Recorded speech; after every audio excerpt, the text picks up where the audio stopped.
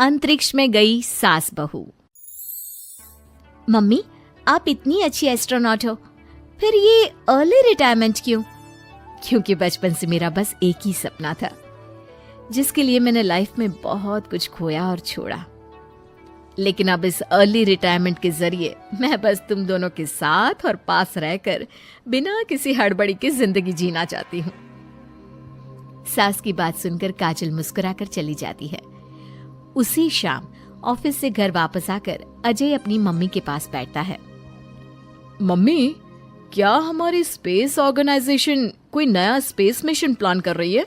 क्या मिशन है, बताओ ना मम्मी। हे भगवान, शरीर इतना बड़ा हो गया लेकिन दिमाग आज भी बच्चों से गया गुजरा है। घर में आया नहीं कि सवाल शुरू। तो तुम जवाब दे दो ना। मैं क्या जवाब दूं? जैसे तुझे मेरे रिटायरमेंट के बारे में पता ही नहीं। इतने समय से तूने मुझे ऑफिस जाते हुए देखा क्या? फिर मुझे कैसे पता होगा? जा, तेरी पत्नी से पूछ, वो रोज ऑफिस जाती है। माँ की बात पर अजय आवाज लगाकर काजल को बुलाकर वही सवाल उससे भी पूछता है, पर काजल उसका कोई जवाब नहीं देती। और बोलो पत्नी से पूछने के लिए। मैडम जवाब ही नहीं दे रही। सवाल जायज हो तो जवाब मिलेगा ना।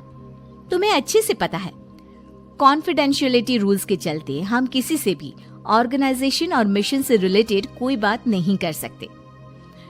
वो तो पता है, लेकिन मुझसे भी छुपाने का मतलब समझ में नहीं आया। वो मम्मी, रिटायरमेंट एप्लीकेशन के बाद से आपने ऑफिस भी आना बंद कर दिया। सबको लगा कि अब आप इंटरेस्टेड नहीं होगी, इसलिए इन्फॉर्म नहीं किया। क्या तुम भी इस मिशन का हिस्सा हो? मैं ही इस मिशन की लीड साइंटिस्ट हूँ। ये हमारा अब तक का सबसे बड़ा और इम्पोर्टेंट मिशन है। अगर ये सक्सेसफुल हो गया तो दुनिया में हमारे नाम के साथ मेरा प्रमोशन भी पक्का है। काजल की बात सुनकर दोनों माँ बेटे हैरान रह जाते हैं, लेकिन फिर सब साथ मिलकर सेलिब्रेट करते हैं। अब दिन बीतने लगते हैं। काजल स्पेस मिशन के चलते पहले से ज्यादा बिजी हो जाती है और देर तक ऑफिस में समय बिताने लगती है। कुछ समय तक इसे चुपचाप देखने के बाद एक सुबह बहू को सामने देखकर आखिरकार सास उसे टोक ही देती है। आ रही हो या जा रही हो? भाई, हमें तो तुम्हारी शक्ल देखे लगता है सदियां बीत गई। मैडम कब आती है कब जाती है कुछ पता ही नहीं चलता। अरे ऐसा कौन सा मिशन है जिसने सुबह रात घर परिवार सब भुला दिया? मिशन तो मैंने भी बहुत देखे हैं और गई भी हूँ, पर ऐसा हाल कभी नहीं हुआ। मम्मी, मैं आपकी चिंता और गुस्सा समझ सकती हूँ, पर ये स्पेस मिशन आज तक के सभी मिशन से बहुत अलग है। अच्छा, जरा मैं भी तो सुनूं, ऐसा क्या है इसमें? आई एम सॉरी मम्मी, मैं नहीं बता सकती। भूलो मत, मैंने रिटायरमेंट अप्लाई किया है, लेकिन रिटायर होने में अभी 7 महीने बाकी है, जिसके हिसाब से मैं आज भी ऑर्गेनाइजेशन का हिस्सा हूँ। तो मुझे बताकर तुम कोई रूल नहीं तोड़ रही। मुझे सब याद है मम्मी, और मुझे ये भी पता है कि अगर आप साथ दें तो मिशन के लिए बहुत बड़ी मदद साबित होगी। पर सीनियर्स ने रूल बनाया है कि इस मिशन की इंफॉर्मेशन सिर्फ उन्हीं के पास होगी जो इसका पार्ट है, और मुझे तो उन्होंने खास अपने पास बुलाकर ये समझाया था। बहू की बात सुनकर सास सोच में पड़ जाती है और अगले दिन खुद भी ऑफिस पहुंच जाती है। ओहो, क्या बात है मैडम, रिटायरमेंट के एप्लीकेशन के बाद तो आपने दर्शन देने भी बंद कर दिए। अरे सर, अगर ईद का चांद रोज निकला करता तो क्या उसका स्वागत इतने जश्न से होता? इस पर सीनियर भी हंसने लगते हैं और दोनों कैबिन में जाकर बैठ जाते हैं, जहां सास बातों बातों में नए स्पेस मिशन के बारे में पूछती हैं। वो उन्हें मिशन के बारे में सब कुछ बताकर तुरंत एक इमरजेंसी मीटिंग बुला लेते हैं, जिसमें साइंटिस्ट की टीम और काजल के साथ एस्ट्रोनॉट्स की पूरी टीम भी होती है। तो ये है हमारी टीम, जो सब कुछ भूल कर दिन रात इसी मिशन पर काम कर रही है। अगर आप भी हमें ज्वाइन कर ले तो सोने पर सुहागा हो जाएगा। अगर आप मुझे टीम में चाहते थे तो पहले कांटेक्ट क्यों नहीं किया? आपने स्पेस में ना जाने के फैसले के साथ डेस्क जॉब का भी इनकार कर दिया और अर्ली रिटायरमेंट के लिए अप्लाई कर दिया, और फिर पिछले 1 महीने में किसी के साथ कोई कांटेक्ट भी नहीं हुआ।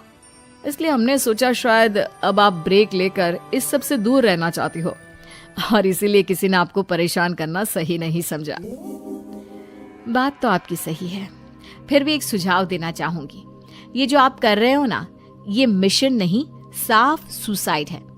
एक साथ इतने सारे लोगों को स्पेस में 6 महीने रहने के लिए भेजना आसान काम नहीं है। और ये बात मुझे आपको समझाने की जरूरत नहीं होनी चाहिए। हमें सारे कॉन्सिक्वेंसेस, स्पेस नेचर, मिशन की मुश्किल सबका पता है, और ऐसा करने वाले हम पहले नहीं हैं। इसलिए ये भी साबित है कि काम हो सकता है। आप सिर्फ एक एक्सपेरिमेंट के लिए इतने सारे लोगों की जान और मेहनत को दांव पर लगाना चाहते हो, जिसमें सक्सेस रेट भी मुश्किल से 1% है। बहुत देर तक इन्हीं सब बातों पर बहस चलने और काजल की सास उर्फ ऑर्गेनाइजेशन की सबसे एक्सपीरियंस्ड एस्ट्रोनॉट को बहुत देर समझाने के बाद भी जब वो राजी नहीं होती, तो ऑर्गेनाइजेशन के सीनियर्स को उन्हें घर वापस भेजना पड़ता है। लेकिन उसी के बाद से न चाहते हुए भी सास मिशन के बारे में सोचना बंद नहीं कर पाती। इसी तरह 1 हफ्ता बीत जाता है। माँ, जब घर में बैठकर भी मिशन के बारे में ही सोचना है, तो इससे अच्छा है कि वहां जाकर इस सोच के जरिए उनकी मदद ही कर दो। उन्हें ऑफिस में नहीं, स्पेस में जाने के लिए मेरी जरूरत है। वो चाहते हैं कि मैं हेड एस्ट्रोनॉट बनकर बाकी सबके साथ स्पेस में जाऊं। वाओ, रिटायरमेंट से पहले आखिरी असाइनमेंट की तरह इससे अच्छा और क्या हो सकता है माँ? आपको हाँ बोल देना चाहिए। उस टीम में एक मेंबर काजल भी है। अगर हम दोनों ही चले जाएंगे तो तुम अकेले कैसे रहोगे? वहां से जिंदा वापस आने की कोई गारंटी नहीं बेटा। अब भी हमें भेजना चाहते हो क्या? जिस दिन से आपको पहली बार स्पेस में जाते देखा है, तभी से ये डर और पॉजिटिविटी दोनों साथ लेकर जीना सीख गया हूं।